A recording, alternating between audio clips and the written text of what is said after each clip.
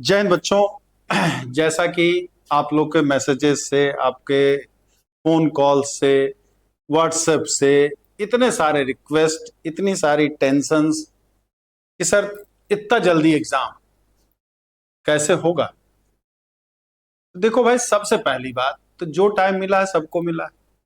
और आपको ये लगता है, भ्रम में मत रहिए कि कोई तो इतने दिन से कर रहा है, कोई उतने दिन से कर रहा है। ठीक है, कर रहा है, कोई टीजीटी पीजीटी का कर रहा है तो आप भी तो कुछ ना कुछ कर ही रहे होगे। और सबकी परेशानी लगभग एक ही रहती है। डर सबको लगता है, एक आता है ना कि एक ऐड, डर सबको लगता है, गला सबको सूखता है, बाकी कंपनी वाला हमको पैसा दिया नहीं कि उसका नाम लें भाई, तो वो नाम ना लेंगे, मतलब समझ ही गए होंगे, इतना काफी है। तो इतना टेंशन लेने की भी आवश्यकता नहीं है। लेकिन हाँ, कुछ टेंशन अच्छे भी होते हैं। आप टेंशन के मतलब मत लीजिए, मत कहिए कि कैसे होगा कैसे होगा कैसे होगा। करना स्टार्ट जिस दिन कर देंगे उस दिन होने भी लगेगा। लेकिन अगर इस चिंता में बैठे रहेंगे कि 2018 एलटी में ऐसा हुआ था, टीजीटी में वैसा हुआ था, इसमें ऐसा हुआ, तो देखो प्रॉब्लम्स तो सब दिन रहेगी। एग्जाम 6 महीना बाद होगा तब भी प्रॉब्लम रहेगी, 12 महीना बाद होगा तब भी प्रॉब्लम रहेगी, 3 साल बाद टीजीटी पीजीटी में, तो उसमें देखिए कुछ लोगों को प्रॉब्लम होती है। तो प्रॉब्लम सब दिन रहती है। तो प्रॉब्लम अगर ऐसे करोगे तो भाई दिक्कत फिर होगी। अब आयोग ने कहा है इस दिन का एग्जाम है तो उसको स्वीकार करिए। जितना जल्दी आप स्वीकार कर करके आप रिदम में आ जाओगे, काम हो जाएगा आपका। प्री है, 15 गुना बच्चों को बुलाना है, तो 2018 एलटी जैसा तो पेपर नहीं होगा। 2018 एलटी का पेपर ठीक ठाक स्टैंडर्ड पेपर था, तो उसका नतीजा ये था, आपने भी देखा होगा, सीटें खाली चली गई हैं। मेल में तो कुछ हद तक भर भी गया था, फीमेल में तो अच्छी खासी सीटें खाली चली गई थी। तो जबकि कितना, जितना सीट था उतने को तो लेना था। अब सोचिए, अगर 15 गुना बच्चा लेना है, उसी हिसाब से अगर आप पेपर है, ठीक है, तो क्या 15 गुना छोड़ दीजिए, 2 गुना 3 गुना बच्चे हो जाए, वही बहुत बड़ी बात है। क्योंकि बहुत सारे बैरियर्स हैं आपके। 40% का वेटेज का बैरियर है, साथ ही साथ आपका क्या है, निगेटिव मार्किंग है, समय कम है, 2 घंटे में 150 क्वेश्चंस करना है। 1000 मान लीजिए मैथ्स में सीट है, 15,000 बच्चे क्वालिफाई कराने के लिए उस हिसाब से कर देगा, तो 2000 बच्चे मिल जाए, वही बहुत बड़ी बात। तो एकदम एक तो टेंशन हटा दीजिए कि उस तरह का पेपर आएगा, उस तरह का पेपर नहीं आएगा। अब आपको करना कैसे है, तो बस सारे फार्मूले को आपको थोड़ा सा ध्यान से देखना। जितने भी फार्मूले हैं सबको पहले लिखा तो होगा ही, नहीं लिखा तो थोड़ा सा लिख करके उसको रिवीजन करते रहना, उसको रिवीजन करते रहना। जहां मौका मिले, नहीं याद हो रहा चिपका डाल मेरे भाई, दीवार पोत दो एकदम पोस्टर से, फार्मूले वाले लेकिन पोस्टर से, ठीक है। बाथरूम में लगा दो, सोते से लगा, जहां खाना बनाते हो वहां लगा दो, कि आते जाते नजर पड़ते रहे। ध्यान से नजर भी देना है, नजर भी रखना है। सोचते उठते बैठते आपको उसके बारे में सोचना पड़ेगा कि समय तो वाकई कम है आपका। लेकिन 2018 वाले टेंशन नहीं है कि साला इतना डीप में पूछा था, हम करेंगे तो कैसे मेरा 70 दिन में तैयार होगा, तो उस हिसाब से पेपर नहीं होगा। अगर मेरी बात है, मानते हैं, थोड़ा सा भी आपको भरोसा है, हाँ, तो 10-12 घंटा लगिए। 2 घंटा उसको फार्मूले याद करने में आपको देना है, 3 से 4 घंटा पढ़ने में देना, और 2 से 3 घंटा वही क्या करना है, रिवीजन करने में देना है। और 2 घंटे आपको प्रैक्टिस में देना। पढ़ते समय भी प्रैक्टिस करेंगे, लेकिन अंतिम में जो 2 घंटा आपको कह रहे हैं प्रैक्टिस में देने के लिए, वो किसके लिए दे रहे हैं कि आप टाइम के साथ करें। वो 4 घंटे पढ़ते समय जो प्रैक्टिस करेंगे वो तो ठीक है भाई, लगना जरूरी है। और अंतिम 2 घंटा प्रैक्टिस के समय क्या करना है आपको, टाइम बाउंडेशन के साथ करना है। 2 घंटे हमने क्या बोला, 2 घंटे हमने जो बोला फार्मूले के लिए, 2 घंटे फार्मूले के लिए, इतना तो देना ही पड़ेगा। 2 घंटे फार्मूले के लिए, 4 घंटा आपको क्या है, पढ़ना है चीजें, नई चीजें, न्यू चीजें अगर आपने नहीं पढ़ा है तो। 2 घंटे आपको क्या करना है, फिर पुराना जो पढ़े रहेंगे वो रिवीजन के लिए, 4 2 6 2 8, और 2 घंटे आपको देना है प्रैक्टिस के लिए। Practice with time, time consume का मतलब, अब 2 घंटे प्रैक्टिस में लगना जरूरी नहीं होता, कितना जल्दी आप लगाते हैं ये भी महत्वपूर्ण होगा। इसमें तो लगना जरूरी होगा जब पढ़ोगे तो आप, ठीक। इस समय आपको क्या है, टाइम लिमिटेशंस पे ध्यान देना है। आपका नहीं लग रहा, चलो आगे बढ़ो। नहीं, 40% बोले तो, अगर थोड़ा सा पेपर कठिन पूछ दिया तो 40% एकदम, उससे ज्यादा कट ऑफ ना जाएगा। उससे ज्यादा कट ऑफ नहीं जाना। तो दिमाग से तो निकाल डालिए कि 80% जाएगा, जैसे टीजीटी में जाता है, पीजीटी में जाता है, तो 80% तो जाना नहीं है आपका।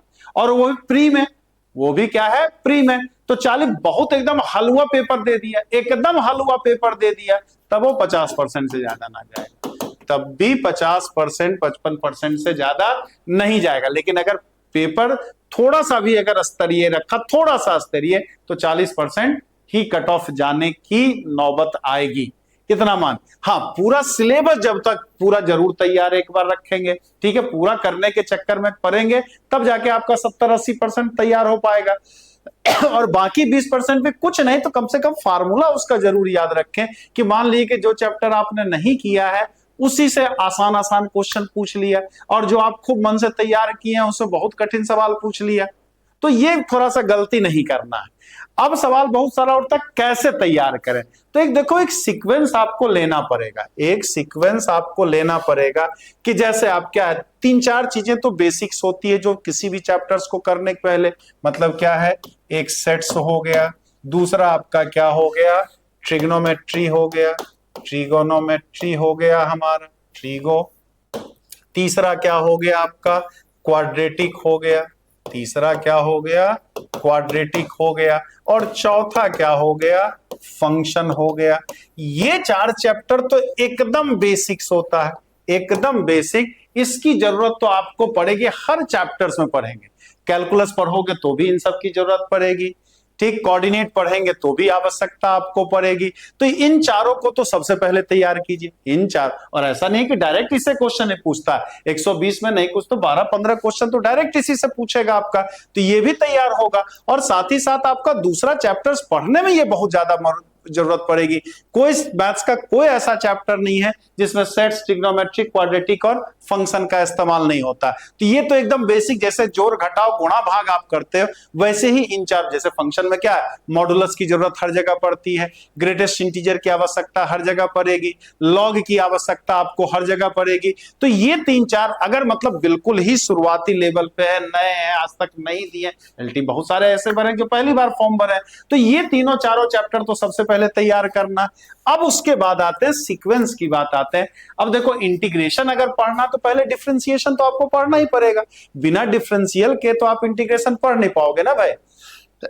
अब डिफरेंशिएशन के पहले कायदे से हमें कोऑर्डिनेट भी पढ़ना चाहिए, कोऑर्डिनेट, क्योंकि कोऑर्डिनेट अब नहीं पढ़े रहेंगे तो एप्लीकेशन ऑफ डेरिवेटिव में टेंजेंट नॉर्मल एक चैप्टर मिलता, वहां दिक्कत फंसेगी आपको, ठीक है। अब मैं जैसे पढ़ाऊंगा, ठीक है, तो वहां तो हम मान के चलते हुए बच्चा इंटर किया, थोड़ा सा ग्रेजुएशन किया, तो बेसिक बातें तो सब जानता है, बेसिक, क्योंकि कोई भी चैप्टर पढ़ेंगे तो कुछ ना किसी की जरूरत पड़ेगी ही पड़ेगी आपको। लेकिन कायदे से अगर कोऑर्डिनेट पढ़ के कैलकुलस पढ़ेंगे तो और अच्छा होगा।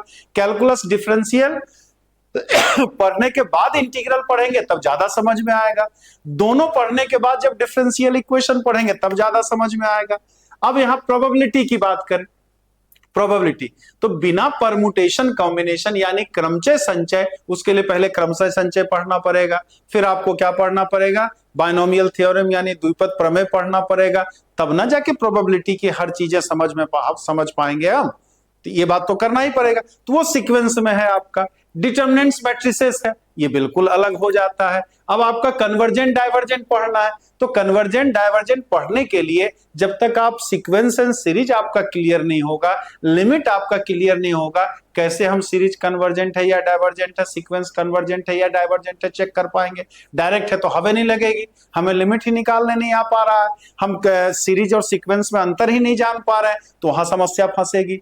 तो कन्वर्जेंट डाइवर्जेंट के पहले आपको क्या है, लिमिट्स पढ़ना पड़ेगा, सीक्वेंस एंड सीरीज पढ़ना पड़ेगा, तब उसको पढ़ेंगे तो समझ में आएगी बात, ठीक। अब डायरेक्ट आप 3D उठा लोगे, तो डायरेक्ट 3D उठा लोगे तो समस्या तो आएगी ही भाई, कि सही क्रम क्या है उसका, पहले 2 डायमेंशनल ज्योमेट्री मतलब point, straight line, circle, parabola, ellipse, hyperbola, ये हमारा होना चाहिए। उसके बाद फिर वेक्टर होना चाहिए, वेक्टर के बाद जब 3D पढ़ेंगे, अब 3D में क्या है, समतल है, तो समतल का सदिश समीकरण भी होता है, और क्या होता है, कार्टेशियन वाले कार्तीय निर्देशांक भी होता है, कार्तीय रूप भी होता है। तो जब तक हम सदिश पढ़े ही नहीं रहेंगे तो स्फीयर का वेक्टर इक्वेशन कहां से पढ़ पाएंगे, स्ट्रेट लाइन का वेक्टर इक्वेशन कहां से कर पाएंगे। तो पहले 2 डायमेंशनल ज्योमेट्री, फिर आपका वेक्टर, फिर आपका 3D। वेक्टर कैलकुलस पढ़ने जाओगे तो वेक्टर और कैलकुलस दोनों मिलाकर के वेक्टर कैलकुलस बना है ना, तो उसके पहले आपका वेक्टर क्लियर होना चाहिए और कैलकुलस वाला पोर्शन क्लियर होना चाहिए, तब ना आप वेक्टर कैलकुलस क्लियर कर पाओगे। अब हम डिफरेंशिएशन ही नहीं जानेंगे, इंटीग्रेशन ही नहीं जानेंगे, वेक्टर के बारे में नहीं जानेंगे, तो हम कहां से कर्ल निकाल पाएंगे भाई? कर्ल वगैरह निकालने ग्रीन थ्योरम कहां से पढ़ लेंगे? ऐसे ग्रीन थ्योरम और स्टोक्स थ्योरम जीआईसी के लिए, एलटी के लिए नहीं है, लेकिन वेक्टर का डिफरेंशिएशन है, वेक्टर का इंटीग्रेशन करना तो हमें वेक्टर का भी कॉन्सेप्ट चाहिए, साथ ही साथ कैलकुलस वाला भी कॉन्सेप्ट चाहिए। तो इस तरह से थोड़ा सा जिस हिसाब से इसी खांसी की वजह से नहीं 3-4 दिन से आपकी हेल्प नहीं कर पा रहे थे, आप लोग के बहुत सारे मैसेज आ गए, तब आज इस दशा में कि नहीं आज तो कम से कम बता ही दें। तो अगर इस सीक्वेंस को पढ़ोगे थोड़ा सा मजा भी आएगा और कोई भी चीज है धीरे धीरे वो तैयार भी आप होता जाएगा। ग्रुप थ्योरी आप पढ़ने जा रहे हैं, तो ग्रुप थ्योरी क्या है? तीसरी से लेकर के ग्रेजुएशन तक जितनी चीजें पढ़ते हैं सब उसमें इस्तेमाल हो जाता है। करना क्या है उसमें? ग्रुप थ्योरी आप पढ़ते हो तो पहला कॉन्सेप्ट तो यही होता है ना भाई कि एसोसिएटिव लॉ चेक करना होता है, कॉम्यूटेटिव लॉ मतलब क्रम विनिमय पालन करता है कि नहीं, तत्समक अवयव निकलता है कि नहीं, प्रतिलोम अवयव निकलता है कि नहीं निकलता है, बाइन क्या है क्लोजर लॉ मतलब संवरक नियम का पालन करता है कि नहीं करता। तो हम तीसरी चौथी कक्षा से पढ़ना स्टार्ट कर देते हैं कि दो पूर्णांक को जोड़ने पे पूर्णांक आएगा कि नहीं आएगा, दो पूर्णांक को घटाने पे आएगा, मतलब कौन संवरक नियम का पालन करता है, कौन क्रम विनिमय नियम का पालन करता है, कौन सहचर नियम का पालन करता है। तो हर चीज में पहले हम नेचुरल नंबर के बारे में पढ़ते हैं, फिर रियल के बारे में पढ़ते हैं, फिर रेशनल के बारे में पढ़ते हैं, आगे जाकर के फिर कॉम्प्लेक्स नंबर के बारे में पढ़ते हैं, यूनियन इंटरसेक्शन में पढ़ते हैं, वेक्टर में पढ़ते हैं। तो उन सब की जरूरत जब सारा कुछ मिला दिया गया तब फिर उससे क्या बना है? ग्रुप थ्योरी बना। अगर उन चीजें का नंबर सिस्टम के बारे में अच्छे से नहीं जान रहे हैं, वेक्टर के अच्छे से बारे में नहीं जान रहे हैं, सेट्स के बारे में अच्छे से नहीं जान रहे हैं, बाइनरी ऑपरेशन अच्छे नहीं जान रहे, रिलेशन नहीं जान रहे, फंक्शन नहीं जान रहे, ग्रुप थ्योरी हवा हवाई होगा। ग्रुप थ्योरी हवा हवाई होगा आपका। जो अक्सर आप लोग कहते हैं ग्रुप थ्योरी सर थोड़ा कठिन लगता है, ग्रुप थ्योरी तो कठिन वो चैप्टर नहीं है, आपके कर्म खराब है। कर्म इंदक है, बुरा ना मानना भाई, कर्म खराब इन द सेंस ये कि बाकी चीजों को आप रिकॉल ही नहीं किए हो और डायरेक्ट उस पर पहुंच गए हो। वेक्टर स्पेस जीआईसी के लिए वेक्टर स्पेस पढ़ने जा रहे हो, और तो बाकी चीजें पढ़ेंगे तब ना वेक्टर हमका स्पेस हमको समझ में आएगा। डायरेक्ट हम पढ़ेंगे तो कहां समझ में आएगा भाई। एलटी में क्या है? डबल वेरिएट का लिमिट पढ़ना हमें, मल्टीवेरिएट का। तो मल्टीवेरिएट जब तक सिंगल वेरिएट क्लियर नहीं होगा, मल्टीवेरिएट हम कहां से कर लेंगे? तो उस तरह से प्लानिंग चीजों का करेंगे, थोड़ा सा प्रयास आप करते, ईमानदारी से प्रयास, तो खुद भी वो चीजें निकल के चली आते हैं। क्योंकि अब आपको बोर्ड नहीं देना, अब आपको एग्जाम भी देना है, क्या टीचर बनने के लिए देना है। तो टीचर बनने के लिए देना तो टीचर के तरीके से सोचना पड़ेगा। कोई चैप्टर मान लीजिए गलती से उठा भी लिया, तो इतना तो अनपढ़ तो है नहीं कि नहीं जान रहा है, सब कुछ जान रहा है। देखिए अच्छा इसकी जरूरत पड़ रही है तो थोड़ा सा वो चैप्टर उठा के देख लिए। ऐसे मैंने सीक्वेंस अपने भर बताया, तो इस हिसाब से करेंगे तो आसानी से होगा। पैनिक बस नहीं लेना है, एकदम टेंशन में नहीं कि शुरू ही नहीं करे कैसे होगा। एकदम होता है ना कि इतना सामान दे करके कौन इसको उठाएगा। अरे उठा उठा के रखना शुरू करेंगे, 10-5 दिन जैसे बीतेगा थोड़ा सा मेहनत लगेंगे, बर्डन कम होता जाएगा, मजा आने लगेगा आपको। तो हिम्मत थोड़ा सा रखना पड़ेगा, इतना समय कम भी नहीं है प्री निकालने के लिए। 65-70 दिन मोर देन सफिशियंट है, लेकिन हाँ मेहनत करना पड़ेगा, बिना मेहनत के लिए नहीं है। ठीक है, अगर रिकॉर्डेड में आपको हर चीज मैंने दे दिया, लाइव आपका क्लास चल ही रहा है, तो अगर आप रिकॉर्डेड भी चाहते हैं तो उसमें पूरा एलटी का सिलेबस है, जीआईसी वाले को पूरा जीआईसी का सिलेबस है। आप वहां से चाहें तो आप हमारे साथ भी जुड़ सकते हैं, जिसके लिए 96 28 95 92 37 पे आप व्हाट्सएप कर सकते हैं, या फिर 83 18 92 91 पे आप व्हाट्सएप कर सकते हैं या कॉल कर सकते हैं। अगर आप सेल्फ स्टडी कर रहे हैं, कोई जरूरी नहीं आप बैच ही लो, अगर आप सेल्फ स्टडी कर रहे हो तो एक अभ्यास बैच 2-3 दिन पहले ही शुरू हुआ है, अभ्यास बैच आप ले सकते हो। ऐसे रिकॉर्डेड बैच है या लाइव बैच है, सब में मैंने पूरा सिलेबस डाल दिया है, चैप्टर वाइज प्रैक्टिस भी डाल दिया। लेकिन करोगे तो आप ही ना, आप सारा एक्सपेक्टेशंस करोगे सर आप ही करा दीजिए, आप ही तो, हमें तो सबको देखना, लेकिन आपको तो केवल अपना देखना है। तो अपना देखेंगे तो होगा ही होगा, ना होने का तो सवाल ही नहीं होता। और इतना तो हमें भरोसा है कि मेरे बच्चे अगर इतने दिन लग जाएंगे तो प्री तो लगभग हर बच्चा निकाल ही लेगा, हर बच्चा निकाल लेगा। लेकिन हाँ निकलेगा उन्हीं का नहीं, बस रोना रोते रहेंगे, सर कैसे होगा क्या होगा। रोना बंद करके आज से अभी से अगर लग गया तो ना निकले तो फिर बताइएगा। देखो हाँ, बाद में ब्लेम हमें तो नहीं निकला सर, लेकिन आप देखो अगर दिल की गवाही देखोगे तो होगा कि हम क्या 60-70 दिन पढ़े कि नहीं पढ़े, लेकिन अगर पढ़ेंगे तो वो होगा ही होगा। प्री बहुत आसान सवाल आएगा मेरे भाई, ठीक, बस इसको थोड़ा सा कंट्रोल रखना, फार्मूला याद रखना, निगेटिव बस मत करना, प्री निकल जाएगा। इतना तो मैं कह सकता हूं। हाँ, मेंस के लिए फिर अलग लेवल पे प्रयास करना होगा। तो एक नया प्रैक्टिस बैच भी, अभ्यास भी शुरू हो रहा, मेरे साथ लाइव करना चाहते हैं तो अभ्यास बैच से आप ज्वाइन कर सकते हैं। उसके लिए भी आपको नंबर बताया है, कॉल कर लीजिए 9628 पे। तो उम्मीद करते हैं सारी चीजें क्लियर हो गई, लेकिन सेल्फ स्टडी करना पड़ेगा, ठीक है। जिस तरीके से बताया उस तरह से सेल्फ स्टडी करिए। आज कैलेंडर बनाइए, पहले दिन हमको जिस हिसाब सीक्वेंस में बताया है, पहले दिन हमको ये कवर करना, दूसरे दिन ये करना, तीसरे दिन ये करना। आपका 55 दिन का ये प्लान होना चाहिए। 15 दिन थोड़ा सा क्विक रिवीजन और मॉडल पेपर, मतलब क्या माइंड सिलेबस के क्वेश्चंस करने के लिए बचा करके रखेंगे। 55 दिन के अंदर आप चाहें, थोड़ा सा मेहनत ज्यादा जरूर लगेगी, लेकिन शुरू करोगे तब ना। नहीं होगा नहीं होगा, 80% तो होगा, 70% करेंगे तो होगा, नहीं करेंगे तब कुछ नहीं होगा हमारा। तो उम्मीद करते हैं कर सकते हो यार, मतलब इतनी भी चीजें कठिन नहीं है। कठिन है लेकिन इतनी भी कठिन नहीं है कि आपसे बड़ा हो जाए कि आपसे ना होगा, ठीक। आपके जैसे कितने सारे हैं, तो आप करोगे, हिम्मत रखोगे तो होगा ही होगा। ढेर सारी शुभकामनाएं। मैं भी आपके साथ लगा ही रहूंगा, लगा हूं ही, जमाने से लगा हो, और फिर लगूंगा, नए सिरे से लगूंगा और कुछ बताने का भी प्रयास करूंगा। तो जल्दी से, कल कभी नहीं आएगा, आज से अभी से पगड़ी बांध लीजिए, अपने आप को समाज से कट ऑफ करिए। आप हो, किताबें हो, और अगर मेरे साथ जितने जुड़ते हैं तो मैं हूं, मैं आप और किताबें, मैं आप और किताबें। मैं मतलब कि मेरा वीडियो लेक्चर्स हो जाएगा आपका, किताबें आपके पास होनी चाहिए। इधर उधर ज्यादा बस भटकना नहीं है, समेटना है।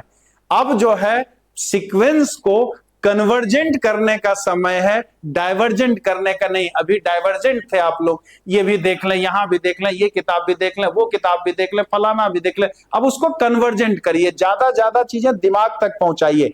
कम पढ़िए लेकिन सॉलिड पढ़िए। सिलेबस पूरा बहुत स्टडी, बहुत रिसर्च अब करने की आवश्यकता नहीं है। हर चैप्टर का फार्मूला हमारे दिमाग में हो और बेसिक लेवल के क्वेश्चंस हो। प्री निकलेगा ही निकलेगा। ढेर सारी शुभकामनाएं। हिम्मते मर्दे मद्दे खुदा जिसको कहते हैं ना, तो वही हिम्मत है तो निकलेगा। हिम्मत हार जाओगे अभी से तो फिर कोई नहीं कर। मन के हारे हारे, मन के जीते जीत। अगर ठान लिया तो फिर हो गए। होगा कैसे नहीं यार, कैसे नहीं होगा। चलो इतनी हमसे ज्यादा थोड़ी 20 हो गया, एक्सएलआरटी का प्री होने निकलेगा। इतना बड़ा दूरदीन आ गया है क्या कि साला प्री निकालने के लिए सोचना पड़ेगा। जिस दिन चाहेंगे उस दिन प्री निकाल लोगे आप। लेकिन बस क्या है, एक भय को अपने ऊपर हावी ना होने दीजिए। भय को अगर हावी नहीं होने देंगे तो निकलेगा पक्का। फिर से एक बार नवरात्रि की आपको ढेर सारी शुभकामनाएं, और साथ ही साथ आने वाले एग्जाम्स के लिए भी ढेर सारी शुभकामनाएं। जय हिंद, जय भारत।